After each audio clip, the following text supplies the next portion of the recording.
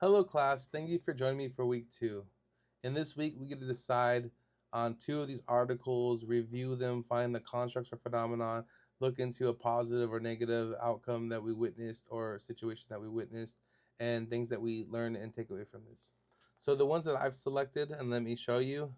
The first one I selected was Employee Attitudes Towards Organizational Change, a literature review by M. Choi. This would be Article 5 if you see it on our discussion post page.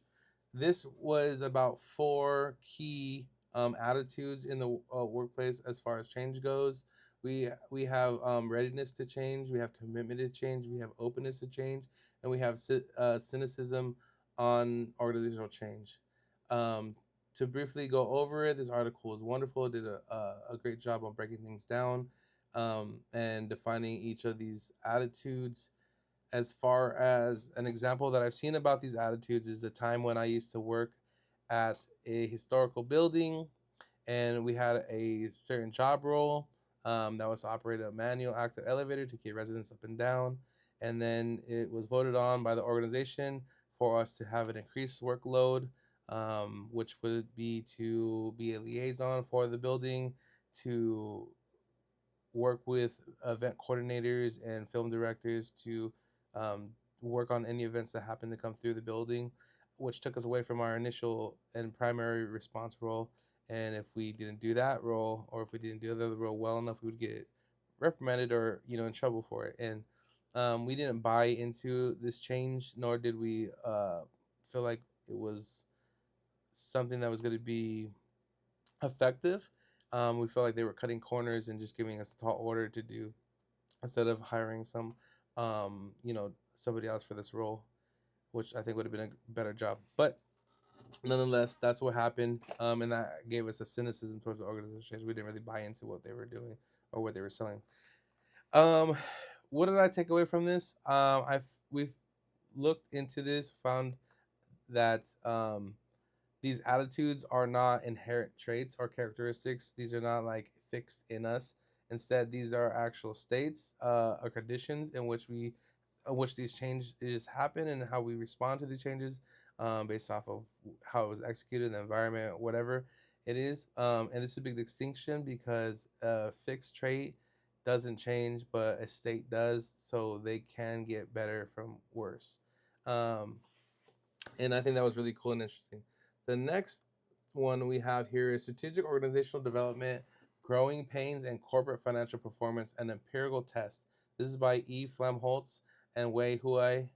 Um, this was published in 2002.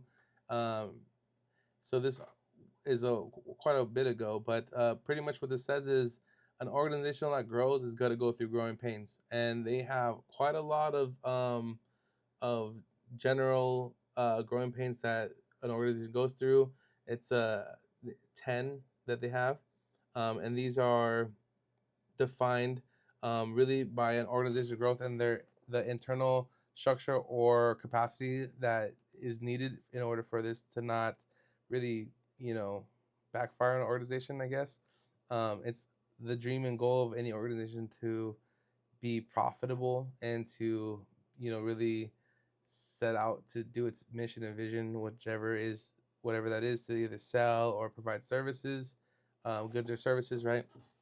But when the organization grows, that's going to also require maybe the operations to grow, workforce to grow, financial backings to grow, commitments or partnerships to grow, and that takes a lot. And this article really dives into how uh, these growing pains really affect the organization. One thing that I would like to share about this is I used to sit on a nonprofit board where we were 1 million in operation budget to 4 million in operation budget, but we only had one location. And what ended up happening is we increased the workload for our case managers. We also increased their pay, but the workload was quite more, and we needed to expand. So what we ended up doing is expanding into 4 locations instead of the one, and actually being able to hire more case managers to effectively work in these new locations to help our participants as best as possible.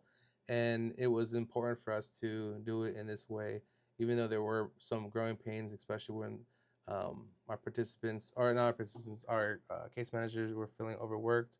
Um, and it happens, but we were able to manage it well enough, and get them higher rate, as well as reducing the workload by hiring more people with their current better rate. And yeah, so what I took away from this one is that there are actually measures that are in place that can help organizations be reactive. I mean, proactive instead of reactive, which can lead to more of a of a profitable outcome or a better outcome for the organization, especially if they're able to address these growing pains before they get out of hand, because it can get out of hand.